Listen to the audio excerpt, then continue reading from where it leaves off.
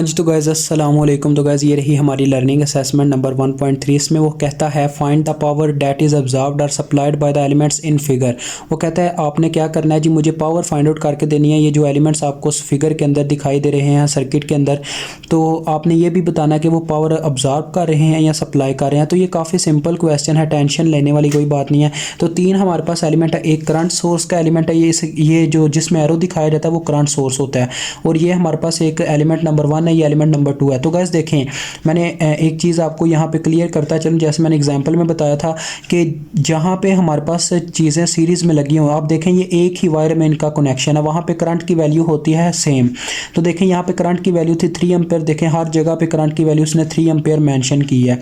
तो चलिए हम पावर फाइंड आउट करते हैं। यानी एक लूप है, वो आप चैप्टर 2 में इस चीज़ को समझेंगे। देखें पावर अक्रॉस 3 एम्पेयर हम इस सोर्स को नाम देते हैं। तो यहाँ पे देखें गाइस, हमारे पास पावर का क्या फार्मूला होता है, वोल्टेज इनटू करंट, ये आपको पता है। तो लिहाजा आप जैसा कि जानते हैं करंट ऊपर की जानिब जा रही है, यानी करंट इस तरह से जा रही है।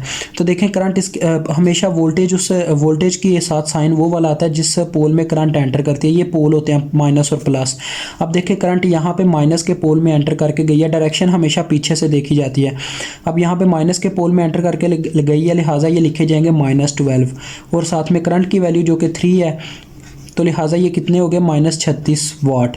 तो लिहाजा ये जो पावर हमारे पास माइनस में आती है वो सप्लाइड होती है। तो लिहाजा आपने P3 एम्पेयर इंटू आपने पूरा सप्लाइड लिखना है। मैं सिर्फ S लिखूंगा, फिर माइनस का साइन आपने ख़त्म कर देना है, क्योंकि सप्लाइड का मतलब यही होता है कि ये पावर हमारी माइनस में आई थी। आगे नेक्स्ट चेक करें।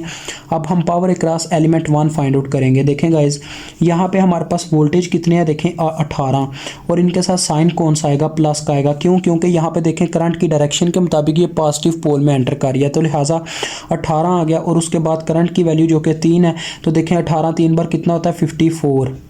तो ये आ गई 54 वाट। तो अब ये पावर आई है प्लस में, तो लिहाजा ये पावर है अब्जॉर्ब्ड।